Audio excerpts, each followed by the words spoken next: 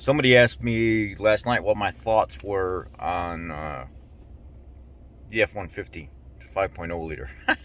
You guys know what my thoughts are. First of all, good morning. Hope you slept well. Hope you have a great day. Hope it's a productive day. And as always, when this video ends, be blessed. Let's get into the video. A lot of people ask me why, what, who, how. My favorite truck by far overall, I'm talking power wise, efficiency wise, everyday use wise, is this truck right here. This model truck right here. The 2015 to 2017 Ford F-150 5.0 with a 6-speed. Why? Because it was an aluminum body.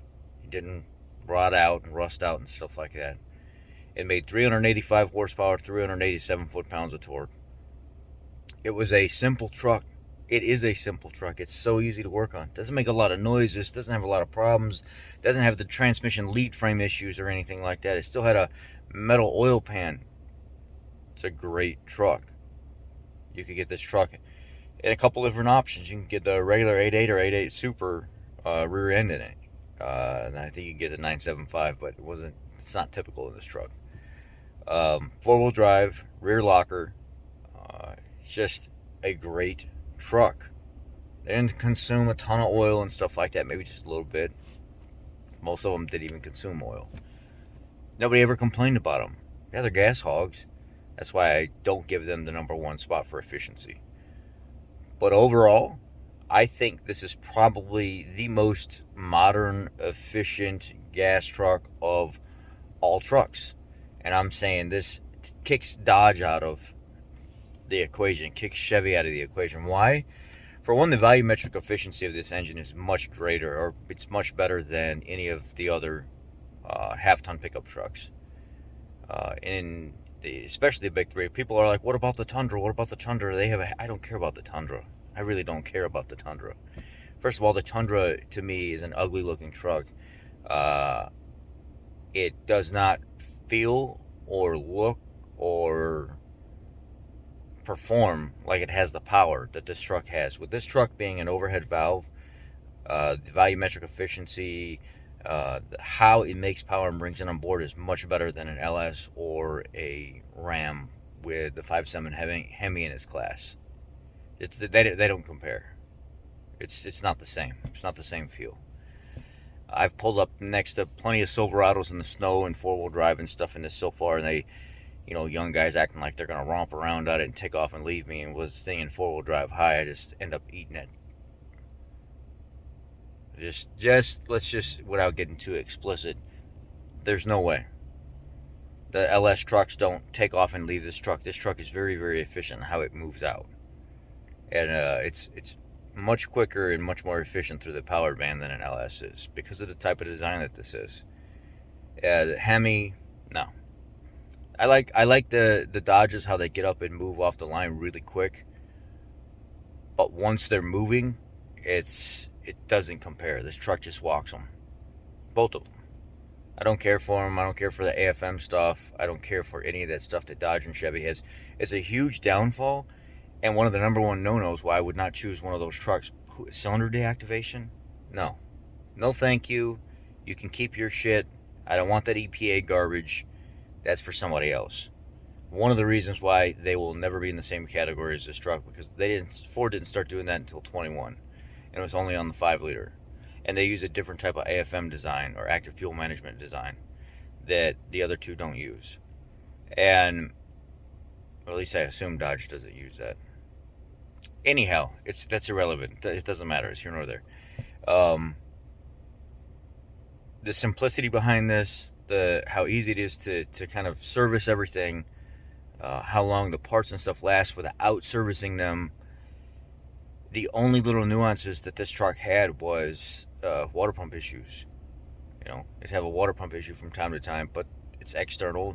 All the hoses are easy to get to. I feel like changing the oil in this truck is pretty simple overall. Servicing the front and rear diff is pretty simple overall. The transfer case is pretty simple. The transmission with this 6-speed didn't have nowhere near the issues that any of the other manufacturers had. So that's why I choose the 2015 to 2017 first and foremost. But 2011 to 2017 all fit the same category. It's just 2015 started the aluminum body that didn't have all the rotting and stuff, the wheel wells rotting out on it and stuff that the GMs and everything else have had for years and years and years.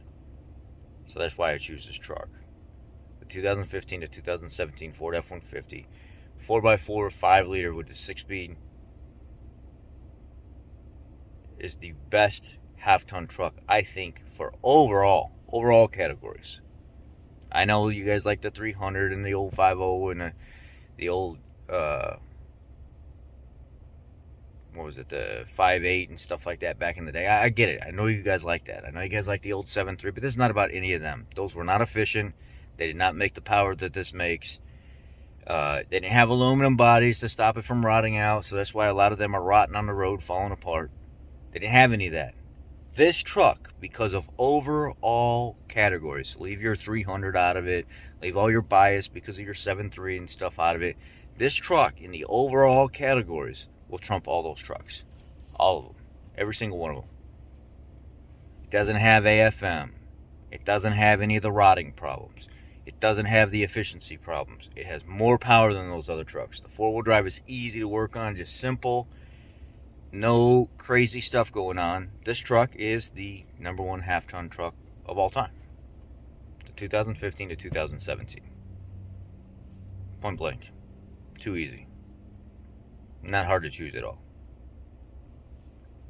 It's faster. It's quicker than the other ones. Doesn't have nowhere near the issues the other ones had. Didn't have all the recalls and stuff the other ones had. 2015 to 2017. If you can find one, buy it. If you can find a 2011 to 2017, buy it. But if you can find a 2015 to 2017, the most, the 2nd gen 5-liter cast iron cylinder sleeve, no 3rd gen issue with drinking oil and stuff like the 3rd gen 5.0s had. And then the new ones, I can't say much about them because they're new and they have AFM, which I don't like that. So the reason I didn't choose a 18 to 20 is because of the oil consumption issues that they were having and the amount of recalls and stuff that they were having. And the reason I didn't choose the new ones is because they're new. They have AFM. I don't like that. And on top of that, we don't know the history of it yet. The reason I chose 2nd gen over 1st gen is because 2nd gen had the aluminum body and it didn't have the lead frame problems and stuff with the trans that would randomly stop the truck from starting and the lights on the dash and stuff like that. Still a good truck once you got a good lead frame in it. The lead frame is the frame that actually attaches to the valve body and comes out the bulkhead connector of the trans. It causes some transmission speed issues and causes it not to start because of communication issues sometimes because the vehicle can't see what gear it's in and stuff. It's a huge problem with the 2011 to 2014 6R80s. It's a big problem. So that's why I chose the 2nd gen, because it didn't have those issues. The aluminum body, the efficiency, good power, easy to modify with I mean, you could get basic tune for this or tune kit for it and get another 40 horse out of this. A little bit more efficiency and power out of it if you wanted to without getting too crazy and spending a bunch of money. Just on spending $500 or $600 for a tune. I don't know. That's my thoughts. They're very valid. There's a huge point to everything I said. There's a method to the madness. Think about it. And you'll come to the same conclusion that I am correct. There were other F-150s that were just as reliable in some categories, but not in others during this time frame. The 2.7-liter EcoBoost, during the same time frame as the 2nd gen, great truck. Absolutely phenomenal truck. Good power. Turbos. Turbos. We had failures from time to time, leaking coolant lines, leaking oil lines, nuances with noises and stuff like that this truck didn't have. Same with the 3.5. The reason I didn't choose a 3.5 is because of all the rattle on startup crap from 2015 or 2017 to 2020. And then now even some of the newer ones are doing it. The reason I didn't charge it or take up for the 2.7 after that, it's just the same thing. Same exact thing. With the recalls and everything else. 2015 to 2017, 5.0, 4x4, F-150, aluminum body, It's the best one I've had, or the best one I've seen, or I think the most efficient overall in all categories. Actually, it's a fact that it's the most efficient overall in all categories. How many of you have I made mad? You crying that? Somebody talk bad about your LS? Good. I hope you have a great day. Be blessed. Cheerio.